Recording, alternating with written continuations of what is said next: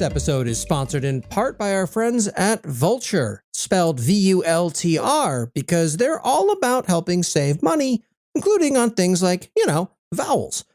So what they do is they are a cloud provider that provides surprisingly high performance cloud compute at a price that, well, sure, they claim it is better than AWS's pricing, and when they say that, they mean that it's less money. Sure, I don't dispute that. But what I find interesting is that it's predictable. They tell you in advance on a monthly basis what it's going to cost. They have a bunch of advanced networking features. They have 19 global locations and scale things elastically, not to be confused with openly, which is apparently elastic and open. They can mean the same thing sometimes. They have had over 1 million users. Deployments take less than 60 seconds across 12 pre-selected operating systems, or if you're one of those nutters like me, you can bring your own ISO and install basically any operating system you want. Starting with pricing as low as $2.50 a month for Vultr Cloud Compute, they have plans for developers and businesses of all sizes except maybe Amazon, who stubbornly insists on having something of the scale on their own. But you don't have to take my word for it with an exclusive offer for you.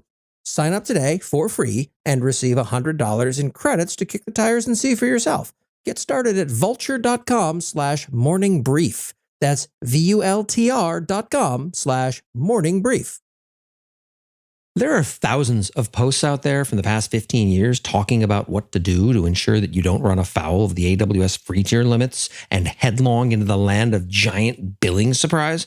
But if you have ventured into that ominous territory, made a mistake, and received a disturbingly high bill, the prophylactic guidance screams to a halt. The articles I've seen don't offer meaningful advice past contact AWS support and be patient as you wait to see whether you're going to owe AWS more than the remaining balance of your mortgage. This podcast is intended to remedy that lack of useful, actionable steps for scrubbing those 5- and 6-figure charges from your bill. First step is to breathe. It's going to be okay. Now then, the first thing you should do is, in fact, open a support case with AWS immediately. Again, remember to breathe. Now, what should that support case say? I'd suggest being honest. But that said, here are some things to bear in mind. First, it's not going to be treated as the emergency that you almost certainly think it is. It's true. You're going to need to be prepared to wait a bit. AWS support is overloaded at the best of times, and there are a lot of issues that people bring them, like production is down, for example, that are more pressing than a billing issue. Rest assured, though it feels like your world is collapsing at the time, an AWS billing issue is something that can absolutely be handled competently during business hours. Further, when I say that you'll wait a bit, you should be aware that I mean the better part of 5 business days for an initial response, followed by a few more days every round of exchanges. You don't need a paid support plan for handling billing issues, but the response time you get is about what you can expect for not paying for support. It is a mixed bag. It might help you to remember that whatever it might feel like in the moment, AWS is not in the business of screwing people over. There's a better than good chance that your request will be granted and your debt will be discharged. Now, I shouldn't have to include this part, which boils down to don't be a jerk, but based upon some field experience reports, I very much do. So remember that you're asking for a favor.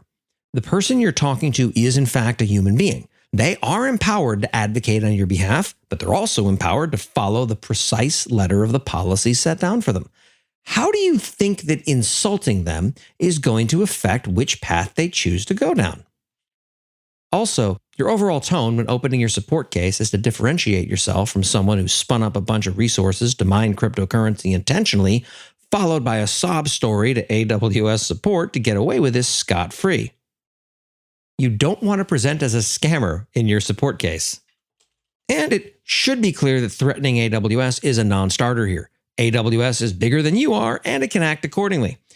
There are 2 notable threats that people love to toss around, and those are filing a chargeback and suing AWS. Let me explain why both of those are counterproductive. I'm filing a chargeback. So for those unaccustomed to the way that credit cards work in the US, filing a chargeback with your credit card company means that you're disputing the charge as illegitimate. Perhaps you'll win, maybe you'll get overruled, but either way, it just means that AWS is going to send a collections agency after you if you don't clean up this misunderstanding. Remember, you're trying to present as sympathetic. Causing trouble for them with their credit card processor cuts directly against that. I might feel slightly differently if that tactic worked, but it absolutely doesn't. The other big threat people love to use is, I'm going to sue you. Whenever you're involved in a customer service dispute with a company, threatening legal action is probably the dumbest thing that you can do until you've exhausted all other options. This episode is sponsored in parts by our friend Enterprise DB. Enterprise DB has been powering enterprise applications with PostgreSQL for 15 years, and now Enterprise DB has you covered wherever you deploy PostgreSQL, on premises, private cloud, and they just announced a fully managed service on AWS and Azure called Big Animal, all one word. Don't leave managing your database to your cloud vendor because they're too busy launching another half dozen managed databases to focus on any one of them that they didn't build themselves. Instead, work with the experts over at Enterprise DB. They can save you time and money. They can even help you migrate legacy applications, including Oracle, to the cloud. To learn more, try Big Animal for free. Go to biganimal.com/snark and tell them Corey sent you. As soon as you go down that path, support reps at virtually every company are required to stop responding to you and refer your case to the legal department. Legal's responses are measured in weeks, and they're designed entirely to shield the company from liability. Plus, it's just not credible. People who are going to sue don't chest thump about it. They call their attorney who says, say nothing to them that doesn't go through me first, and the opposing party finds out when the attorney sends them a nastygram or files the suit. Now, while you're waiting for your response, see whether you can figure out what went wrong so you don't find yourself digging the hole deeper. It's invariably going to be something that strongly resembles the compromise of credentials on your end, and that might be harder to find than you'd expect. It's theoretically possible that you did something yourself in terms of misconfiguration, but that bill usually totals a few $100s in most cases, or a couple of grand on the outside, unless you've just gone completely wild. I don't suggest stress Googling, but when you inevitably do, you might notice that historical posts on Reddit, Hacker News, or Twitter show bill problems with dollar figures that are way, way smaller than the problem that you're staring at. This is because there are now more regions, each with their own service quotas, along with ever more ways to exploit AWS services to mine cryptocurrency. With so many ways to run containers on AWS, every one of those containers could theoretically be put to work mining Bitcoin. Isn't Web3 wonderful? Now, in most cases, AWS will make a lot of the pain go away. I obviously can't promise results, but this is the template that I've seen get success in many previous scenarios. There's one last step, and this might be considered controversial, but lastly, I'd make sure that it's the last time that I would let AWS give me a bill surprise like this.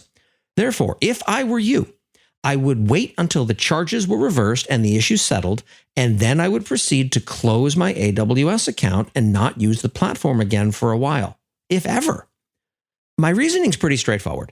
First, it is entirely possible that you missed something that an attacker can use to regain access.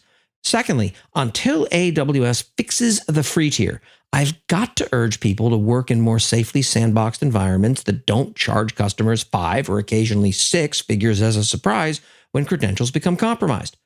The giant billing surprise is a stressful, stressful thing. Why would anyone risk going through this hell more than once?